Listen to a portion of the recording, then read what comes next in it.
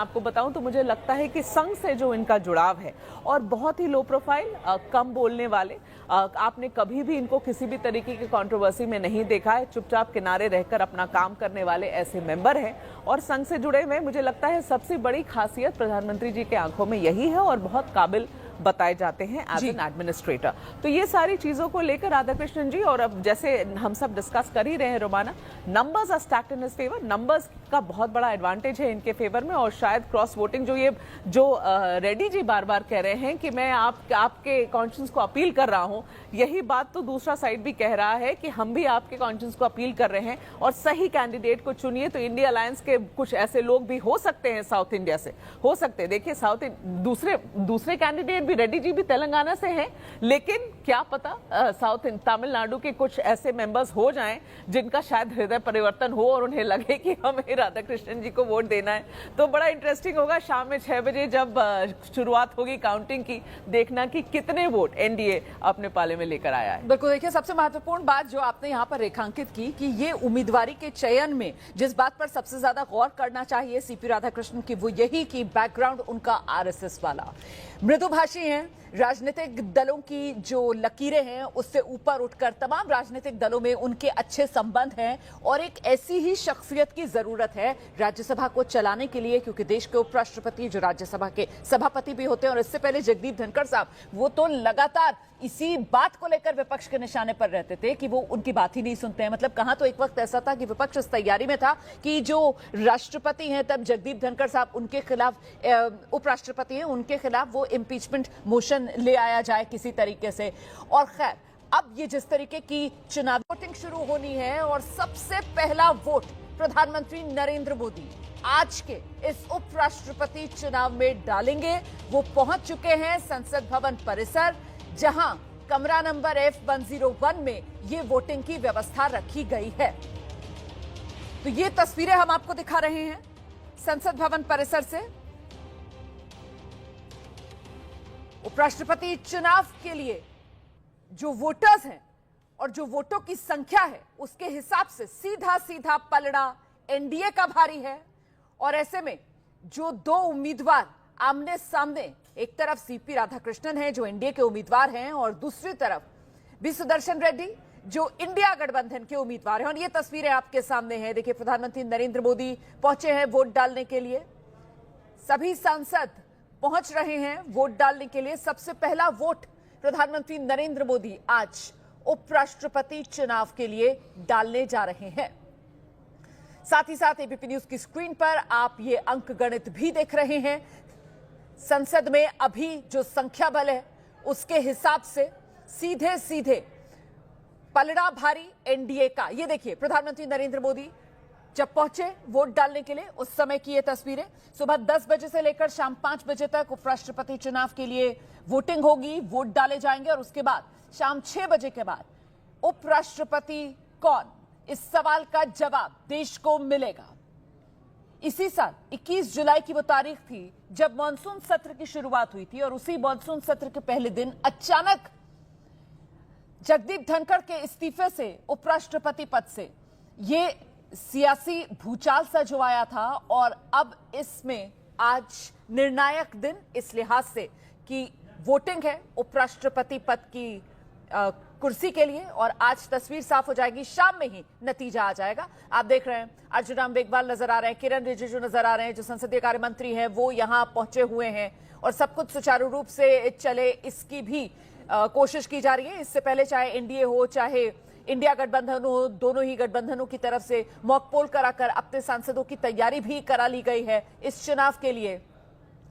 और अब आप देख सकते हैं ये तस्वीरें, 10 बज चुके हैं, वोटिंग शुरू हो चुकी है और पहला वोट प्रधानमंत्री नरेंद्र मोदी ने डाला है। धीरे धीरे कर सांसद यहां पहुंचते रहेंगे, आज दिन भर यह सिलसिला जारी रहेगा। लोकसभा की फिलहाल जो स्ट्रेंथ 542, राज्यसभा की 239, मतलब कुल वोटरों की संख्या 781 बैठती है। लेकिन ये जो 781 दोनों सदनों के कुल सांसदों की संख्या इस वक्त आप देख रहे हैं, इसमें से 3 दल ऐसे हैं जिन्होंने उपराष्ट्रपति चुनाव में हिस्सा ना लेने की बात कह दी है। बीजेपी, जिसमें बीजेडी है, बीआरएस है और शिरोमणि अकाली दल है। इन तीनों दलों के मिलाकर होते हैं 12 सांसद। तो इन 12 को आप माइनस कर दीजिए 781 में से, कुल संख्या रह जाती है 769 की। तो 769 सांसद आज वोट डालेंगे और ये जो 769 की पूरी स्ट्रेंथ है, इसमें बहुमत का आंकड़ा बैठता है 385 का। तो ऐसे में उपराष्ट्रपति चुनाव के लिए ये वोटिंग का सिलसिला जो अब शुरू हो चुका है, 10 बजते साथ ही उपराष्ट्रपति चुनाव के लिए वोटिंग का सिलसिला शुरू हो गया है। धीरे धीरे कर सांसद पहुंच रहे हैं, वोट डाल रहे हैं और सबसे महत्वपूर्ण ये कि प्रधानमंत्री नरेंद्र मोदी आज इस उपराष्ट्रपति चुनाव में वोट डालने वाले पहले वोटर। प्रधानमंत्री नरेंद्र मोदी 10 बजने से चंद मिनट पहले ही संसद भवन परिसर पहुंच गए थे और जैसे ही 10 बजे प्रधानमंत्री नरेंद्र मोदी ने वोट डाला। हम सीधे आपको लेकर चलेंगे, हमारे साथ हमारे सहयोगी अंकित गुप्ता इस वक्त मौजूद हैं और अंकित से ही जानते हैं। अंकित, 10 बजते साथ ही वोट डालने का सिलसिला शुरू और पहले वोटर आज के इस उपराष्ट्रपति चुनाव में प्रधानमंत्री नरेंद्र मोदी बने। अंकित गुप्ता,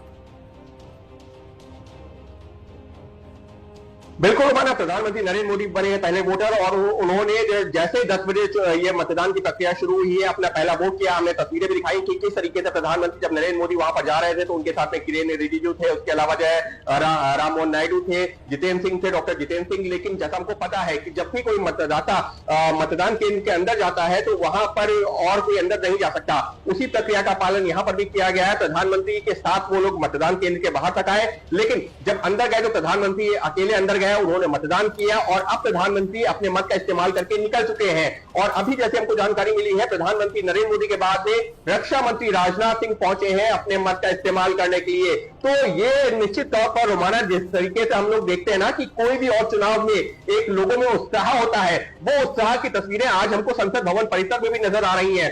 और भले प्रधानमंत्री क्यों ना हो, भले रक्षा मंत्री क्यों ना हो, ये वो तमाम बड़े नेता हैं जिनको भी पता है कि उनके एक एक वोट की क्या कीमत है। और इसी वजह से वो एक तरीके से होता है ना कि लीडिंग फ्रॉम द फ्रंट, यानी कि आगे बढ़ करके एक जो संदेश भी दे रहे हैं। और दूसरी महत्वपूर्ण चीज ये भी है, प्रधानमंत्री को यहां से सीधे निकलना है पंजाब और हिमाचल के बाढ़ग्रस्त इलाकों का दौरा करने के लिए। लिहाजा प्रधानमंत्री ने पहला वोट किया है और कुछ ही मिनटों बाद वो निकलेंगे। और अब रक्षा मंत्री राजनाथ सिंह भी जो है अपना वोट कर रहे हैं और जल्द ही उनका वोट होगा। और उसके अलावा एक तस्वीर और रोमाना यहाँ पर दिलचस्प है, वो ये है कि जो सांसद हैं लोकसभा और राज्यसभा के, जिसमें कई मंत्री भी शामिल हैं, वो कतार लगा के खड़े हुए हैं और कर रहे हैं अपनी बारी का इंतजार। जी बिल्कुल, देखिए किस तरीके से ये खूबसूरत तस्वीर है और कहीं ना कहीं वो लोकतंत्र की मजबूती की ये तस्वीर है कि तमाम माननीय, आप माननीयों को देखेंगे कतारबद्ध तरीके से इंतजार कर रहे हैं अपनी बारी का वोट डालने के लिए। अंकित हमारे साथ लगातार बने हुए और अंकित, अगर इस प्रक्रिया के बारे में हम बात करें तो यहाँ राज्यसभा और लोकसभा के जो सांसद होते हैं उनके वोट की वैल्यू सेम होती है और वोट डालने के बाद जो प्रक्रिया अब सुबह 10 बजे शुरू हुई है, शाम 5 बजे तक मुकम्मल होगी और आज शाम ही उसके बाद नतीजे देश के सामने आ जाएंगे। देश को पता चल जाएगा कौन बनने वाला है देश का अगला उपराष्ट्रपति। अंकित, बिल्कुल हमारा देखिए 10 बजे से प्रक्रिया शुरू हुई है, शाम के 5 बजे तक ये प्रक्रिया चलेगी। उसके बाद 6 बजे से मतगणना शुरू होगी और उम्मीद की जा रही है कि अगले जो करीबन 2 से 3 घंटे के भीतर तस्वीर साफ हो जाएगी। ऐसे में हम ये उम्मीद कर रहे हैं कि रात में 8 बजे के आसपास थोड़ा सा वक्त आगे पीछे हो सकता है, ये तस्वीर साफ हो जाएगी कि देश का अगला उपराष्ट्रपति कौन है। इस सबके बीच में एक अपडेट दे देता हूं, प्रधानमंत्री ने वोट कर दिया है, रक्षा मंत्री राजनाथ सिंह ने कर दिया है। उसके बाद कौन गया है? समाजवादी पार्टी के वरिष्ठ नेता प्रोफेसर राम गोपाल यादव वोट करने गए हैं और पूर्व केंद्रीय मंत्री अनुराग ठाकुर अब मतदाता की लाइन में जो लगे हुए थे, अब वो जो है अंदर पहुंच चुके हैं अपने मत का इस्तेमाल करने के लिए। तो एक एक करके अब लोगों को अंदर भेजा जा रहा है जहां पर वो अपने मत का इस्तेमाल करेंगे। लेकिन हमारा ये जो पूरी प्रक्रिया है ये भी अपने दर्शकों को बता देते हैं, क्योंकि कल दिन भर हम लोग यहाँ पर मौजूद थे और जो प्रक्रिया हमको बताई गई है कि कैसे ये मतदान होगा। देखिए हमारा जैसे ही जो कोई भी मतदाता, खुद प्रधानमंत्री हो, रक्षा मंत्री हो, कोई भी मतदाता जब अंदर जा रहा है तो उसको एक फॉर्म दिया जा रहा है। उस फॉर्म पर दोनों उम्मीदवारों के नाम है, क्योंकि दो ही उम्मीदवार हैं, सीपी राधाकृष्णन और उसके अलावा जो है सुदर्शन रेड्डी, इन दोनों के नाम लिखे हुए हैं। तो ऐसा नहीं है कि कोई भी मतदाता जाएगा अपना पेन लेकर के जाएगा और उस पर जो है ठीक या नंबरिंग करेगा। पेन वहां पर ही रखा होगा, यानी कि कोई अपना पेन लेकर के वहां नहीं जाएगा। अगर उसको जो है कुछ नंबरिंग करनी भी है तो वो जो वहां पर पेन दिया जाएगा उसी पेन का इस्तेमाल किया जाएगा, यानी कि तमाम जो पत्र है, यानी कि जो मतदाता के पत्र हैं जिसको वो लोग बाद में फिलअप करके जमा करेंगे, वो जो है एक ही पेन से भरे जाएंगे। दूसरी महत्वपूर्ण चीज रोमाना यहां पर यह भी समझना होगा कि ये जो जब मतदान की प्रक्रिया होगी तो यहां पर 2 उम्मीदवारों का नाम है। ऐसा नहीं है कि आपको किसी उम्मीदवार के सामने कोई टिक करना है या हाँ या ना लिखना है, ऐसा कुछ नहीं है। वहां पर आपको नंबरिंग करनी होगी। उदाहरण के तौर पर अगर एनडीए का कोई जो है मतदाता जाता है जो एनडीए उम्मीदवार के पक्ष में मतदान करना चाहता है और वो राधा कृष्ण को वोट करना चाहता है, तो वहां पर उनके सामने नंबर लिख देगा 1, और अगर उसको लगता है कि सुदर्शन रेड्डी को भी वोट किया जा सकता है या दूसरी वरीयता में रखा जा सकता है तो नंबर 2, यानी कि नंबर 1 और नंबर 2 लिखा जाएगा। और इसी तरह से तमाम सांसदों से कहा गया है कि आप जाइएगा, आपका जो उम्मीदवार है यानी कि जो गठबंधन जिसको सपोर्ट कर रहा है या आप जिसको समर्थन कर रहे हैं उसके नाम के सामने वरीयता के हिसाब से 1 लिखिएगा और 2 लिखने का भी विकल्प है। लेकिन रणनीति क्या बनाई गई है? रणनीति दोनों खेमों से बनाई गई है कि हम 2 नंबर किसी को देंगे ही नहीं, हमारा सिर्फ 1 ही वोट होगा और वो होगा जो हमारा उम्मीदवार है, यानी कि या तो जो है सीपी राधाकृष्णन या सुदर्शन रेड्डी। तो ऐसे में जो भी मतदाता मतदान करने के लिए जाएंगे वो जो वहां पर जो दोनों उम्मीदवार हैं उनके नाम के सामने एक बॉक्स बना होगा, उस बॉक्स में नंबर 1 या 2 लिख सकते हैं, लेकिन जैसी जानकारी मिली है कि नंबर 1 ही लिखेंगे जिस उम्मीदवार को भी वो सपोर्ट कर रहे होंगे। और इसके साथ ही में एक और महत्वपूर्ण प्रक्रिया रोमाना वो भी बताना चाहेंगे कि देखिए अभी आपको एक तस्वीर भी नजर आ रही होगी, अगर हम दिखा पा रहे हो कि यहाँ पर किरेन रिजिजू और जयराम रमेश एक दूसरे से बातचीत कर रहे हैं। तो ये भी लोकतंत्र के लिहाज से एक खूबसूरत तस्वीर है कि भले ही बाकायदा फोटो भी खिंचवा रहे हैं, बातचीत भी कर रहे हैं, वो इस वजह से लोकतंत्र के लिहाज से अच्छी तस्वीर है कि देश के उपराष्ट्रपति का चुनाव हो रहा है। दोनों ही पक्षों ने अपने अपने उम्मीदवार उतारे हुए हैं, लेकिन जब देश का उपराष्ट्रपति चुना जाता है तो फिर वो राज्यसभा का चेयरमैन भी होता है, जिसके ऊपर जिम्मेदारी होती है राज्यसभा का जो है जो रोजाना की कार्रवाई होती है उसको चलाने की। तो ऐसे में डालने वाले प्रधानमंत्री नरेंद्र मोदी ने वोट डाल दिया है, रक्षा मंत्री राजनाथ सिंह ने वोट डाल दिया है, प्रोफेसर रामगोपाल यादव ने वोट डाल दिया है, तमाम सांसद जो हैं वो कतार लगाकर खड़े हुए हैं वोट डालने के लिए। ये वोटिंग चल रही है संसद भवन परिसर में, कमरा नंबर F101 में।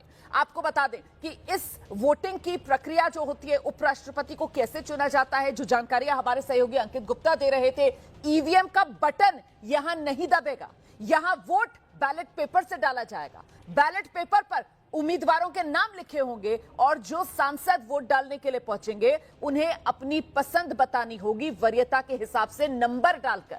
जी, कोई टिक नहीं लगाना, कोई क्रॉस नहीं लगाना, सीधे सीधे नंबर डालना है। आपकी जो पहली पसंद है उसके सामने आप जो डिब्बा बना होगा, बॉक्स बना होगा, उसमें 1 लिख दीजिए, जो दूसरी पसंद है उसमें आप 2 लिख दीजिए। और जो रणनीति यहां पर गठबंधनों की तरफ से बनाई गई है, पार्टियों की तरफ से बनाई गई है, जिसका जिक्र अभी अंकित गुप्ता कर रहे थे कि आगे जब गिनती हो इसकी, जो आज ही शाम में होगी 6 बजे के बाद से, तो कोई कंफ्यूजन ना हो, इसीलिए राजनीतिक दलों ने, गठबंधनों ने रणनीति ये बनाई है कि वो सिर्फ और सिर्फ अपनी एक ही पसंद बता कर आएंगे। मतलब जो 2 नाम होंगे उसमें एक ही डिब्बे के सामने वो अपनी पसंद वाला जो नाम है उस पर नंबर 1 लिखकर आने वाले हैं। फिलहाल ये प्रक्रिया शुरू हो गई है, 10 बजे से वोटिंग शुरू हुई है उपराष्ट्रपति चुनाव में, शाम 5 बजे तक वोट डाले जाएंगे और फिर 6 बजे से गिनती शुरू होगी। और क्योंकि वो बैलेट पेपर है जिस पर वोट डाले जा रहे हैं तो समय लगेगा और करीब 2 घंटे के बाद आप ये मानकर चलिए कि रात में 8 साढ़े 8 बजे तक तस्वीर साफ हो जाएगी कि देश का अगला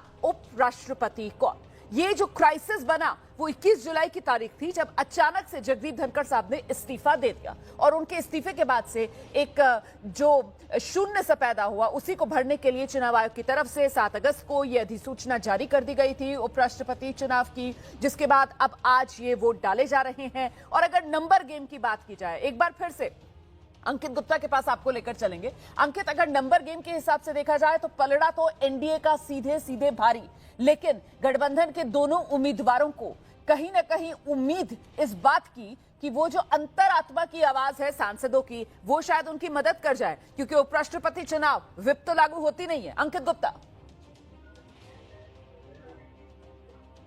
बिल्कुल रोमाना, देखिए यहाँ पर पूरा जो है जो चर्चा चल रही है ना, वो अंतरात्मा की आवाज को लेकर ही चल रही है। क्योंकि जब इंडिया गठबंधन के तमाम नेताओं से हमने बातचीत की है जो सुदर्शन रेड्डी का समर्थन कर रहे हैं, उनका भी ये कहना है कि हमको ये पता है कि हमारे पास में नंबर नहीं है। और कल जो है जो अनौपचारिक तौर पर जब हमने उनसे जानकारी चाही तो उन्होंने कहा कि हमको जो जानकारी मिली है यानी कि इंडिया गठबंधन की, तो इंडिया गठबंधन का ये दावा है कि उनके पास में जो है 324 सांसदों के आसपास का समर्थन है। लेकिन वो उम्मीद कर रहे हैं कि अंतरात्मा की आवाज से जो एनडीए खेमे के जो सांसद हैं वो उनके पक्ष में समर्थन कर सकते हैं। वहीं अगर हम एनडीए खेमे की बात करें तो उनका यह दावा है कि 430 के आसपास उनके पास में समर्थन है। लेकिन मुमकिन है कि उनके समर्थन में वो जो सांसद भी आए जो कि इस वक्त जो है इंडिया गठबंधन के खेमे के हैं। लेकिन जिस बात का आपने जिक्र किया कि यहां विप तो लागू होता नहीं है, तो इसी वजह से हर तरफ से आवाज एक ही सुनाई पड़ रही है कि अंतरात्मा की आवाज पर वोट हो रहा है और अंतरात्मा की आवाज पर संविधान या फिर जो एक वैचारिक लड़ाई है उसको ध्यान में रखते हुए मतदान करना चाहिए। और इसी वजह से चुनाव काफी जो है हम कह सकते हैं कि दिलचस्प है। देखिए रोमाना, अगर हम जीत और हार की बात करते हैं तो फिलहाल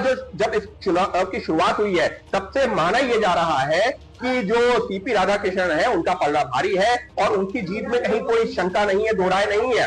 लेकिन फिर जिस बात का आपने भी जिक्र किया, जिसको मैं भी दोहरा रहा हूं कि यहां पर विप लागू नहीं होता, यहां पर अंतरात्मा की आवाज यानी कि जो सांसद किसी भी दल का क्यों ना हो, किसी भी राजनीतिक पार्टी का क्यों ना हो, किसी भी गठबंधन का क्यों ना हो, वो किसी को भी यानी दोनों उम्मीदवार में से किसी को भी वोट कर सकता है। तो ऐसे में अब क्या वो पार्टी लाइन को फॉलो करते हैं या नहीं करते हैं ये देखना दिलचस्प होगा। लेकिन मुकाबला निश्चित तौर पर रोचक है और अंतरात्मा की आवाज की लगातार बात हो रही है। जी आप रहिए मेरे साथ में, लौटूंगे आपके पास। स्टूडियो में मेरे साथ हमारे अन्य सहयोगी भी मौजूद हैं। मेघा प्रसाद हमारी पॉलिटिकल एडिटर हमारे साथ स्टूडियो में मौजूद हैं। आशीष कुमार सिंह हमारे वरिष्ठ सहयोगी हमारे साथ मौजूद हैं। नीरज राजपूत हमारे वरिष्ठ सहयोगी हमारे साथ मौजूद हैं। मैं जरा जल्दी से पहला रिएक्शन मेघा से ही ले लेती हूँ। मेघा, अंतरात्मा की आवाज की बात की जा रही है, ये दलील दी जा रही है कि साहब विप तो लागू होती नहीं है, कोई खेल हो सकता है। खेल हो सकता है क्या, या फिर नहीं एनडीए के पास नंबर्स हैं?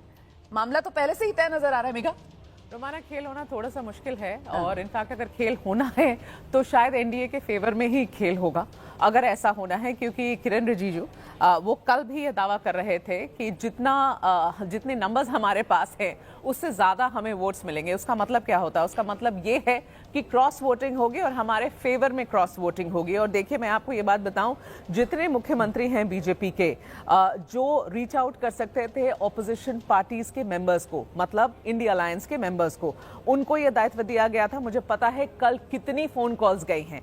फोन कॉल्स मिनिस्टर्स से गई हैं, सेंट्रल मिनिस्टर्स से गई हैं, चीफ मिनिस्टर्स से गई हैं, जो बीजेपी और एनडीए अलायंस के चीफ मिनिस्टर्स और मंत्री हैं। उन सब ने इंडिया अलायंस में जिससे जिससे वो बोल सकते थे हर किसी ने फोन कॉल किया है। तो आप समझिए कि कोशिश क्या है एनडीए की। ये जो खेल हो सकता है वो तो एनडीए खेल करने की कोशिश कर रहा अपने फेवर में कि नंबर्स हमें बहुत ज्यादा आए। एक क्लेम कल किया है, जो हमारे एस्टिमेट है, आंकड़े हैं, उसके हिसाब से मुझे लगता है 422 का एक आंकड़ा है जो सीपी राधाकृष्णन के फेवर में होगा। लेकिन कल किरण रिजिजू ने बोला कि हमें 427 से ज्यादा वोट्स मिलेंगे। तो उसका मतलब यही होता है कि कहीं ना कहीं आपको इस बात की कॉन्फिडेंस है कि जो लोग इंडिया अलायंस के हैं वो आपके फेवर में वोट करेंगे। लेकिन बड़ी एक मजेदार और भी बात हुई है आज। देखिए, एक तीसरा पार्टी भी इस लिस्ट में ऐड हो गया है। बीआरएस और बीजेडी ने पहले से कहा कि हम एब्सटेन करेंगे, हमें नहीं वोट करना है। तो वैसे ही स्ट्रेंथ, पूरी इलेक्टोरल कॉलेज की स्ट्रेंथ कम हो गई। आज सुबह एसएडी ने बोला ना, सैड के सिर्फ एक ही मेंबर हैं लोकसभा में, लेकिन तब भी और भी नंबर कम हो गया। तो आपको हाफवे मार्क का जो नंबर है वो वैसे ही घट गया है। उसके बावजूद इनका ऐसा कहना है कि जो लोग हैं दूसरे साइड के, जैसे आपने कहा, अपील कर रहे हैं, आपके कॉन्शियंस को अपील कर रहे हैं, तो भाई कॉन्शियंस को अपील करें। दो चार चीजें सीपी राधाकृष्णन जी को लेकर बीजेपी ने काफी चीजें साधने की कोशिश करी है रोमाना।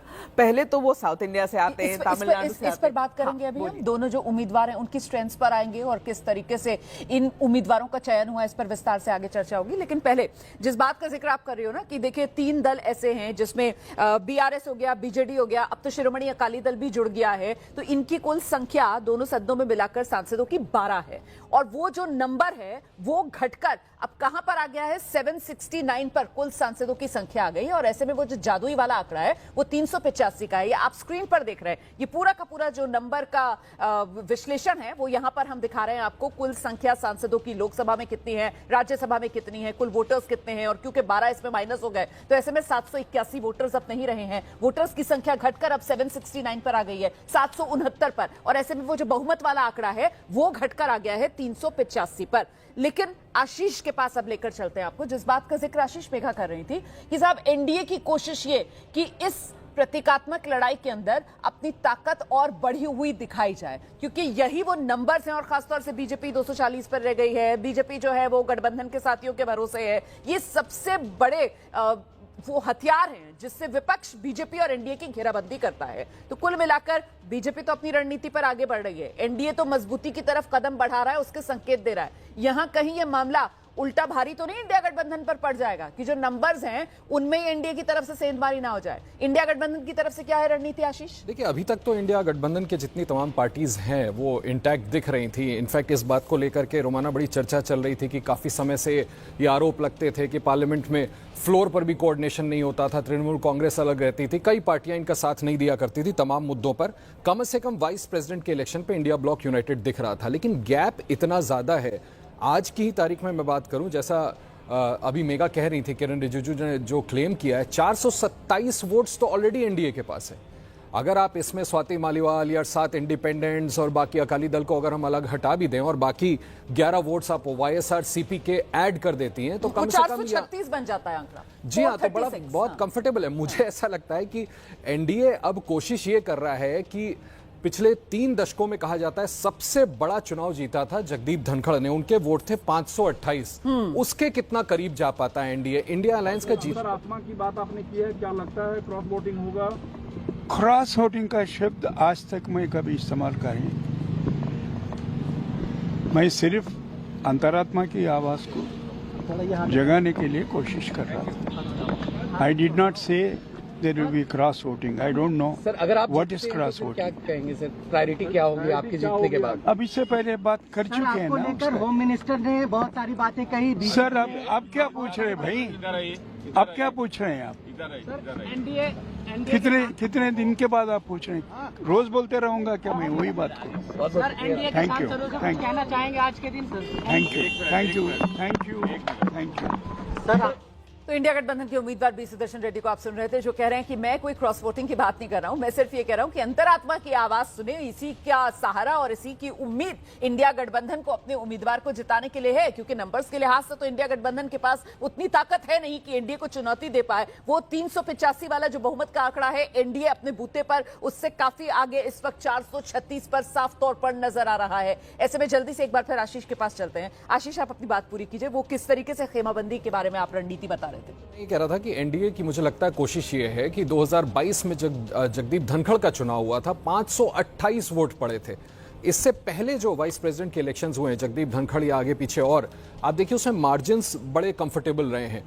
कोशिश शायद एनडीए की है कि ये जो क्रॉस वोटिंग का क्लेम किया जा रहा है, इसमें से ज्यादा इंडिया अलायंस के लोगों को अगर तोड़ करके, विप तो होता नहीं, आप पहले ही अपने दर्शकों को बता चुकी हैं, ऐसे में इंडिविजुअल केमिस्ट्री भी मैटर करती है। मेघा बहुत तफसील से बताएं कि कैसे रीच आउट किया गया आज सुबह तक, कल रात तक तमाम सांसदों को। ऐसा नहीं कि क्रॉस वोटिंग होती है तो सिर्फ इंडिया अलायंस की तरफ से, उधर से भी हो सकती है, लेकिन मार्जिन की मैं बात कर रहा हूं। इतना बड़ा मार्जिन है कि मैं आपको इंटरेस्टिंग डेटा बताऊं, 315 वोट इंडिया अलायंस के पास अभी बताया जा रहा है। अगर आप इसमें बीजेडी, बीआरएस, अकाली दल सब लोग भी एड अप कर लें तो भी मुझे लगता है मिनिमम 75 वोट कम रह जाएंगे। यह भी हो सकता है कि 100 से 135 वोट कम रह जाए इंडिया अलायंस। जीतने की गुंजाइश नहीं दिखती। आप बिल्कुल ठीक कह रही है, प्रतीकात्मक लड़ाई है, विचारधारा की राजनीतिक लड़ाई लड़ रहा है इंडिया अलायंस, लेकिन गैप इतना ज्यादा है कि आप मान के चले देर रात 8 साढ़े 8 तक जो नतीजे आएंगे उसमें बहुत ही कंफर्टेबली सीपी राधाकृष्णन ये चुनाव जीत जाएंगे। फिर से दोहरा दो, एनडीए सिर्फ कोशिश ये कर रहा है कि किसी तरह जितना भी ज्यादा मार्जिन बढ़ाया जा सके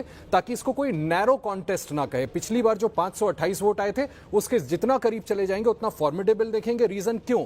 क्योंकि 2024 में जो इलेक्शन रिजल्ट्स आए थे उसके बाद ये सरकार कोalition पे चल रही है। 2022 में मामला कुछ और था, फुल मेजॉरिटी की सरकार थी। ये बात आपने बिल्कुल सही कही। देखिए, बीजेपी के अपने दम पर तब 303 सांसद थे और अभी वो संख्या घटकर 2024 लोकसभा चुनाव में 240 पर रह गई। और ऐसे में वो कितना ज्यादा मार्जिन बढ़ा लिया जाए या फिर वो जो 528 वाला आंकड़ा आप बता रहे हैं, जगदीप धनखड़ साहब का जब चुनाव हुआ था उपराष्ट्रपति के लिए और उनको जो वोट मिले थे, उस संख्या के जितने करीब एनडीए को पहुंचा पाए, बीजेपी की रणनीति कुल मिलाकर इसी ओर है। हालांकि वो गैप इतना ज्यादा है कि उसको भी भर पाना बहुत मुश्किल है, लेकिन कुल मिलाकर अच्छा ये तस्वीर आपके सामने है। देखिए, जिस समय प्रधानमंत्री नरेंद्र मोदी ने वोट डाला था उस वक्त की ये तस्वीर आप देख रहे हैं संसद भवन परिसर में, कमरा नंबर F101 जहां पर आज ये वोटिंग हो रही है, वहीं की ये तस्वीर आपके सामने। आपने देखा कैसे मतपेटी में जो वो पर्ची थी, बैलेट पेपर था, वो प्रधानमंत्री नरेंद्र मोदी ने डाला। आज उपराष्ट्रपति चुनाव में पहले वोटर प्रधानमंत्री नरेंद्र मोदी ही बने हैं। जिस समय संसद भवन परिसर पहुंच रहे थे उस समय की ये तस्वीरें, प्रधानमंत्री नरेंद्र मोदी 10 बजने से चंद मिनट पहले ही संसद भवन परिसर पहुंचे और वहां जाकर प्रधानमंत्री नरेंद्र मोदी सीधे उस कमरे में दाखिल हुए जहां आज चुनाव की ये प्रक्रिया चल रही है। प्रधानमंत्री नरेंद्र मोदी को देख रहे हैं आप, वो फॉर्म दिया गया, स्पेशल पेन दिया गया, क्योंकि यहां मतदान का तरीका यह है कि स्पेशल पेन से ही बैलेट पेपर आपको भरना है। आप अपना जो पेन है वो इस्तेमाल नहीं करेंगे। और फिर प्रधानमंत्री नरेंद्र मोदी ने वो जो कागज था उसको मोड़ा और ये मतपेटी में डाला। ये तस्वीर आपके सामने, वोट करने के बाद प्रधानमंत्री नरेंद्र मोदी की ये तस्वीर आपके सामने, अभिवादन स्वीकार करते हुए वहां पर तमाम जो अधिकारी लगे हुए हैं चुनाव कराने में। प्रधानमंत्री नरेंद्र मोदी फिलहाल संसद भवन परिसर से निकल गए हैं। प्रधानमंत्री नरेंद्र मोदी आज बाढ़ प्रभावित जो राज्य हैं, पंजाब, हिमाचल, वहां का हवाई दौरा भी करेंगे और फिर शाम में अब इंतजार कीजिए आप, क्योंकि 10 बजे जो वोटिंग की प्रक्रिया शुरू हुई है, शाम 5 बजे तक ये प्रक्रिया चलेगी। 6 बजे से वोटों की ये गिनती शुरू होगी और करीब 8 साढ़े 8 बजे तक नतीजा आपके सामने होगा। कौन होगा देश का अगला उपराष्ट्रपति, एक बार फिर से जल्दी से आपको लेकर चलेंगे। हमारे सहयोगी अंकित गुप्ता लगातार हमारे साथ बने हुए हैं। अंकित, किस स्पीड के साथ, किस गति के साथ इस वक्त उपराष्ट्रपति चुनाव में वोट डाला जा रहा है? कतारों में खड़े नजर आ रहे हैं माननीय अंकित। हमारा देखिए, अगर मैं पिछली बार से तुलना करता हूं तो मैं ये जरूर कह सकता हूं कि पिछली बार की तुलना में इस बार जो है मतदान काफी जल्दी हो रहा है। उसकी वजह क्या है, उसके लिए भी पहले से तैयारियां की गई थी। कल जब हमने यहाँ पर तमाम सांसदों से बात की है जो आज मतदान कर रहे हैं, तो फिलहाल जो है उन्होंने इस बात का जिक्र किया था कि जब जो है वो मतदान करने आएंगे उससे पहले ही उनको एक लेटर भेजा गया है जो कि राज्यसभा सचिवालय की तरफ से भेजा गया है, जिसमें कहा यह गया है कि उसमें बाकायदा एक नंबर दिया गया था, यानी कि जो भी मतदाता होंगे, जब यहां मतदाता की जो कतार में लगे हैं तो उनका एक सीक्वेंस नंबर है। फॉर एग्जाम्पल, एक उदाहरण के तौर पर एक जो है कांग्रेस की कोई सांसद है और उनका जो है अगर मतदाता सूची में नंबर है 53वां, तो उनके उस खत में पहले से ही मेंशन है कि 53 नंबर पर आपका मतदाता सूची में नाम है। तो जब आप मतदान करने जाएंगे, ऐसा नहीं है कि जो 782 जो सांसद है उसकी लिस्ट में आपको अपना नाम ढूंढना होगा। आपको पहले से ही पता है, आप सीधे जाएंगे, अपना जो आईडी कार्ड देंगे और उसके आधार पर आप सीधे वोट करने आगे जा पाएंगे। और इसी वजह से रोमाना, अगर मैं बात करूं, पिछले जो करीबन जो है आधा घंटा 25 मिनट गुजरे हैं, 25 मिनट में काफी बड़ी संख्या में सांसदों ने अपने मत का इस्तेमाल किया है। और उसकी वजह मैं यही बता रहा हूं कि उसकी वजह यह है कि पहले से तैयारी की गई थी और कल जब मॉक पोल करवाया था, फिर चाहे वो इंडिया अलायंस की बात हो या फिर एनडीए अलायंस की, तो दोनों ने अपने सांसदों को बताया था कि आपको कैसे जाकर के मतदान करना है। तो साफ तौर पर आज जो प्रक्रिया पिछले चुनाव की तुलना में थोड़ी सी तेज हमको नजर आ रही है, उसकी वजह यही है कि बेहतर तैयारी, बेहतर कोऑर्डिनेशन और बेहतर जो मैसेजिंग की गई है सांसदों को, उस वजह से। जी बिल्कुल, ये बड़ी महत्वपूर्ण बात है जो आप बता रहे हैं। देखिए, ये एक नई जानकारी है जो अंकित की तरफ से दी जा रही है कि जो वोटिंग प्रक्रिया है वो पिछली बार के उपराष्ट्रपति चुनाव के मुकाबले इस बार सरल कर दी गई है, क्योंकि अब आप देखिए कि वो तमाम सांसद 781 जो वोट डालने पहुंचेंगे लोकसभा, राज्यसभा के, पिछली बार क्या था कि उनको अपना नाम उस लिस्ट में ढूंढना पड़ा था, लेकिन इस बार जो सांसद हैं उनको पहले ही बता दिया गया है कि उनका नाम लिस्ट में किस नंबर पर है और सीधे उस नंबर पर टिक कर वो वोट डालने के लिए जा रहे हैं अंदर कमरे में। मतलब समय बच रहा है। इसी वजह से इस बार जो चुनाव की गति है वो बढ़ी हुई नजर आ रही है, पिछली बार के मुकाबले सरल, और ये एक सुधार जो चुनाव प्रक्रिया में किया गया है। एक बार फिर से लौटते हैं, ये जो चुनाव हो रहा है मेघा, सीधे सीधे प्रतीकात्मक लिहाज से ये चुनाव महत्वपूर्ण हो जाता है और विचारधारा की ये लड़ाई है। कुल मिलाकर जिस तरीके का उम्मीदवार एनडीए और उसके सामने इंडिया गठबंधन की तरफ से उतारा गया, संदेश यही है देश के सामने। को और दर्शकों को इस बात की मैं एक बार याद दिलाऊं कि प्रधानमंत्री मोदी जब प्रस्ताव रख रहे थे राधाकृष्णन जी के लिए, पहले प्रपोजर थे, he was the first proposer. 20 और 19 और प्रपोजर होते हैं, 20 प्रपोजर्स होते हैं, लेकिन प्रधानमंत्री जी ने पहले ऐसा फर्स्ट प्रपोजर उनका नाम प्रपोज किया। और उस वक्त जब ये नॉमिनेशन फाइल हो रहा था तो कमरे में प्रधानमंत्री जी ने क्या कहा हंसते हंसते कि राधाकृष्णन जी को मैं बहुत पुराने समय से जानता हूँ, बहुत सालों से जानता हूँ, इन्हें खेल में रुचि है मगर राजनीति में ये खेल नहीं करते हैं। तो मुझे लगता है कि ये एक ऐसी लाइन है जिसको बहुत एक्स्ट्रापोलेट किया गया, इसकी बहुत इंटरप्रिटेशन हुई, लोगों ने इस पे विश्लेषण किया कि क्या अर्थ है इसका और अर्थ क्या होगा। आप पीछे की कहानी देखिए, लगभग 2 महीना होने को आया है, जगदीप धनखड़ जी ने रेजिग्नेशन अपना दिया। क्यों दिया, कैसे दिया, किसके बोलने पे दिया, क्या दबाव में दिया या खुद से दे दिया, ये सारे सवाल के जवाब जगदीप धनखड़ जी ही दें। लेकिन जो कहानी हम लोग जानते हैं, क्योंकि पार्लियामेंट में आशीष जी मैं कितना समय बिताते हैं पार्लियामेंट में, हम लोगों को पता है कि क्या उस वक्त हुआ था और एक तरीके से वो कहानी निकलकर बाहर आ भी गई है कि क्या खेल की जाने की कोशिश की जा रही थी, ऐसा लगा सरकार के लोगों को। और फिर जगदीप धनखड़ जी को शायद बोला गया रेजिग्नेशन देने के लिए, उन्होंने दे दिया। ये सवाल हम लोगों ने सरकार के बड़े मंत्रियों से भी पूछा है, उनका जवाब हर बार यही आता है कि जो उन्होंने अपने कागज में लिख के दिया, अपने रेजिग्नेशन लेटर में लिख के दिया कि उनकी तबीयत ठीक नहीं है, उसी वजह से वो गए हैं, हमें और कुछ और नहीं कहना है। लेकिन ये जो सेंटेंस प्रधानमंत्री जी ने, ये जो लाइन प्रधानमंत्री जी ने बोली, मुझे लगता है कि पूरी कहानी को उन्होंने एक लाइन में पिरो दिया कि भाई ये खेल में तो रुचि रखते हैं लेकिन राजनीति में खेल नहीं करते हैं। राधाकृष्णन जी बड़े लो प्रोफाइल हैं रोमाना, बहुत ही लो प्रोफाइल हैं। महाराष्ट्र के गवर्नर थे, लेकिन ये संघ से इनका ताल्लुक है। बहुत ही छोटे ही उम्र में ये संघ से जुड़ चुके थे। तमिलनाडु से आते हैं, पिछड़ी जाति से आते हैं, 2 बार के सांसद है कोयम्बटूर से। कोयम्बटूर बीजेपी का एक ही गढ़ है पूरे तमिलनाडु में, इस बार तो वहां भी सफलता नहीं मिल सकी, अभी अन्नामलाई वहां से लड़ते हैं। लेकिन ये कहानी है राधाकृष्णन जी की। लेकिन प्रधानमंत्री जी के साथ में उनकी एसोसिएशन बड़ी पुरानी है, तो मुझे लगता है कि 2-3 चीजें साधने की यहाँ पर कोशिश की है भारतीय जनता पार्टी ने। एक तो आप पिछड़े वर्ग से ला रहे हैं, दूसरा कि आप साउथ इंडिया, आप दक्षिण भारत की तरफ रुख कर रहे हैं। दक्षिण भारत में आपने एक तरीके से समझिए तो खाता खोल नहीं पाए हैं।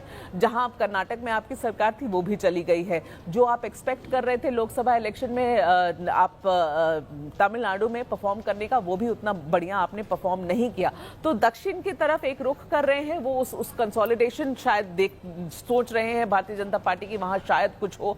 अगले साल इलेक्शंस भी है तमिलनाडु में, तो ये सारी चीजों को मद्देनजर रखते हुए, मगर मेरे लिए एज अ जर्नलिस्ट, अगर मैं अपनी आकलन आपको बताऊं तो मुझे लगता है कि संघ से जो इनका जुड़ाव है और बहुत ही लो प्रोफाइल, कम बोलने वाले, आपने कभी भी इनको किसी भी तरीके की कंट्रोवर्सी में नहीं देखा है, चुपचाप किनारे रहकर अपना काम करने वाले ऐसे मेंबर हैं और संघ से जुड़े हुए। मुझे लगता है सबसे बड़ी खासियत प्रधानमंत्री जी के आंखों में यही है और बहुत काबिल बताए जाते हैं एज एन एडमिनिस्ट्रेटर। तो ये सारी चीजों को लेकर राधाकृष्णन जी, और अब जैसे हम सब डिस्कस कर ही रहे हैं Romana, numbers are stacked in his favour. Numbers का बहुत बड़ा एडवांटेज है इनके फेवर में, और शायद क्रॉस वोटिंग जो रेड्डी जी बार बार कह रहे हैं कि मैं आपके कॉन्शियंस को अपील कर रहा हूं, यही बात तो दूसरा साइड भी कह रहा है कि हम भी आपके कॉन्शियंस को अपील कर रहे हैं और सही कैंडिडेट को चुनिए। तो इंडिया अलायंस के कुछ ऐसे लोग भी हो सकते हैं साउथ इंडिया से, हो सकते हैं। देखिए दूसरे कैंडिडेट भी, रेड्डी जी भी तेलंगाना से हैं, लेकिन क्या पता तमिलनाडु के कुछ ऐसे मेंबर्स हो जाएं जिनका शायद हृदय परिवर्तन हो और उन्हें लगे कि हमें राधाकृष्णन जी को वोट देना है। तो बड़ा इंटरेस्टिंग होगा शाम में 6 बजे जब शुरुआत होगी काउंटिंग की, देखना कि कितने वोट एनडीए अपने पाले में लेकर आया है। बिल्कुल, देखिए सबसे महत्वपूर्ण बात जो आपने यहाँ पर रेखांकित की कि ये उम्मीदवारी के चयन में जिस बात पर सबसे ज्यादा गौर करना चाहिए सीपी राधाकृष्णन की, वो यही कि बैकग्राउंड उनका आरएसएस वाला, मृदुभाषी हैं, राजनीतिक दलों की जो लकीरें हैं उससे ऊपर उठकर तमाम राजनीतिक दलों में उनके अच्छे संबंध हैं और एक ऐसी ही शख्सियत की जरूरत है राज्यसभा को चलाने के लिए, क्योंकि देश के उपराष्ट्रपति जो राज्यसभा के सभापति भी होते हैं, और इससे पहले जगदीप धनखड़ साहब, वो तो लगातार इसी बात को लेकर विपक्ष के निशाने पर रहते थे कि वो उनकी बात ही नहीं सुनते हैं। मतलब कहां तो एक वक्त ऐसा था कि विपक्ष इस तैयारी में था कि जो राष्ट्रपति हैं तब जगदीप धनखड़ साहब, उनके खिलाफ उपराष्ट्रपति हैं, उनके खिलाफ वो इम्पीचमेंट मोशन ले आया जाए किसी तरीके से।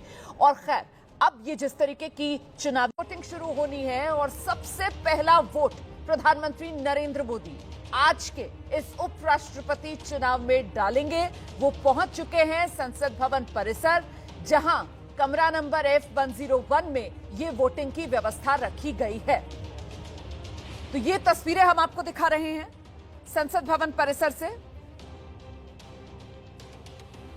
उपराष्ट्रपति चुनाव के लिए जो वोटर्स हैं और जो वोटों की संख्या है, उसके हिसाब से सीधा सीधा पलड़ा एनडीए का भारी है। और ऐसे में जो दो उम्मीदवार आमने सामने, एक तरफ सीपी राधाकृष्णन हैं जो एनडीए के उम्मीदवार हैं, और दूसरी तरफ बी सुदर्शन रेड्डी जो इंडिया गठबंधन के उम्मीदवार हैं। और ये तस्वीरें आपके सामने हैं। देखिए, प्रधानमंत्री नरेंद्र मोदी पहुंचे हैं वोट डालने के लिए। सभी सांसद पहुंच रहे हैं वोट डालने के लिए। सबसे पहला वोट प्रधानमंत्री नरेंद्र मोदी आज उपराष्ट्रपति चुनाव के लिए डालने जा रहे हैं। साथ ही साथ एबीपी न्यूज की स्क्रीन पर आप ये अंक गणित भी देख रहे हैं। संसद में अभी जो संख्या बल है, उसके हिसाब से सीधे सीधे पलड़ा भारी एनडीए का। ये देखिए, प्रधानमंत्री नरेंद्र मोदी जब पहुंचे वोट डालने के लिए, उस समय की ये तस्वीरें। सुबह 10 बजे से लेकर शाम 5 बजे तक उपराष्ट्रपति चुनाव के लिए वोटिंग होगी, वोट डाले जाएंगे। और उसके बाद शाम 6 बजे के बाद उपराष्ट्रपति कौन, इस सवाल का जवाब देश को मिलेगा। इसी साल 21 जुलाई की वो तारीख थी जब मानसून सत्र की शुरुआत हुई थी, और उसी मानसून सत्र के पहले दिन अचानक जगदीप धनखड़ के इस्तीफे से उपराष्ट्रपति पद से ये सियासी भूचाल सा जो आया था। और अब इसमें आज निर्णायक दिन इस लिहाज से कि वोटिंग है उपराष्ट्रपति पद की कुर्सी के लिए, और आज तस्वीर साफ हो जाएगी, शाम में ही नतीजा आ जाएगा। आप देख रहे हैं अर्जुन राम मेघवाल नजर आ रहे हैं, किरण रिजिजू नजर आ रहे हैं, जो संसदीय कार्य मंत्री हैं वो यहां पहुंचे हुए हैं, और सब कुछ सुचारू रूप से चले इसकी भी कोशिश की जा रही है। इससे पहले चाहे एनडीए हो चाहे इंडिया गठबंधन हो, दोनों ही गठबंधनों की तरफ से मॉक पोल कराकर अपने सांसदों की तैयारी भी करा ली गई है इस चुनाव के लिए। और अब आप देख सकते हैं ये तस्वीरें, 10 बज चुके हैं, वोटिंग शुरू हो चुकी है, और पहला वोट प्रधानमंत्री नरेंद्र मोदी ने डाला है। धीरे धीरे कर सांसद यहां पहुंचते रहेंगे। आज दिन भर यह सिलसिला जारी रहेगा। लोकसभा की फिलहाल जो स्ट्रेंथ 542, राज्यसभा की 239, मतलब कुल वोटरों की संख्या 781 बैठती है। लेकिन ये जो 781 दोनों सदनों के कुल सांसदों की संख्या इस वक्त आप देख रहे हैं, इसमें से 3 दल ऐसे हैं जिन्होंने उपराष्ट्रपति चुनाव में हिस्सा ना लेने की बात कह दी है। बीजेपी, जिसमें बीजेडी है, बीआरएस है और शिरोमणि अकाली दल है। इन तीनों दलों के मिलाकर होते हैं 12 सांसद। तो इन 12 को आप माइनस कर दीजिए 781 में से, कुल संख्या रह जाती है 769 की। तो 769 सांसद आज वोट डालेंगे, और ये जो 769 की पूरी स्ट्रेंथ है, इसमें बहुमत का आंकड़ा बैठता है 385 का। तो ऐसे में उपराष्ट्रपति चुनाव के लिए ये वोटिंग का सिलसिला जो अब शुरू हो चुका है, 10 बजते साथ ही उपराष्ट्रपति चुनाव के लिए वोटिंग का सिलसिला शुरू हो गया है। धीरे धीरे कर सांसद पहुंच रहे हैं, वोट डाल रहे हैं। और सबसे महत्वपूर्ण ये कि प्रधानमंत्री नरेंद्र मोदी आज इस उपराष्ट्रपति चुनाव में वोट डालने वाले पहले वोटर। प्रधानमंत्री नरेंद्र मोदी 10 बजने से चंद मिनट पहले ही संसद भवन परिसर पहुंच गए थे, और जैसे ही 10 बजे प्रधानमंत्री नरेंद्र मोदी ने वोट डाला। हम सीधे आपको लेकर चलेंगे, हमारे साथ हमारे सहयोगी अंकित गुप्ता इस वक्त मौजूद हैं, और अंकित से ही जानते हैं। अंकित, 10 बजते साथ ही वोट डालने का सिलसिला शुरू, और पहले वोटर आज के इस उपराष्ट्रपति चुनाव में प्रधानमंत्री नरेंद्र मोदी बने। अंकित गुप्ता, बिल्कुल माना, प्रधानमंत्री नरेंद्र मोदी बने हैं पहले वोटर, और उन्होंने जैसे ही 10 बजे ये मतदान की प्रक्रिया शुरू हुई है, अपना पहला वोट किया। हमने तस्वीरें भी दिखाई कि किस तरीके से प्रधानमंत्री जब नरेंद्र मोदी वहां पर जा रहे थे तो उनके साथ में किरेन रिजिजू थे, उसके अलावा जो है राम मोहन नायडू थे, जितेंद्र सिंह थे, डॉक्टर जितेंद्र सिंह। लेकिन जैसा हमको पता है कि जब भी कोई मतदाता मतदान केंद्र के अंदर जाता है तो वहां पर और कोई अंदर नहीं जा सकता। उसी प्रक्रिया का पालन यहाँ पर भी किया गया है। प्रधानमंत्री के साथ वो लोग मतदान केंद्र के बाहर तक आए, लेकिन जब अंदर गए तो प्रधानमंत्री अकेले अंदर गए है, उन्होंने मतदान किया और अब प्रधानमंत्री अपने मत का इस्तेमाल करके निकल चुके हैं। और अभी जैसे हमको जानकारी मिली है, प्रधानमंत्री नरेंद्र मोदी के बाद में रक्षा मंत्री राजनाथ सिंह पहुंचे हैं अपने मत का इस्तेमाल करने के लिए। तो ये निश्चित तौर पर रोमाना, जिस तरीके से हम लोग देखते हैं ना कि कोई भी और चुनाव में एक लोगों में उत्साह होता है, वो उत्साह की तस्वीरें आज हमको संसद भवन परिसर में भी नजर आ रही हैं। और भले प्रधानमंत्री क्यों ना हो, भले रक्षा मंत्री क्यों ना हो, ये वो तमाम बड़े नेता हैं जिनको भी पता है कि उनके एक एक वोट की क्या कीमत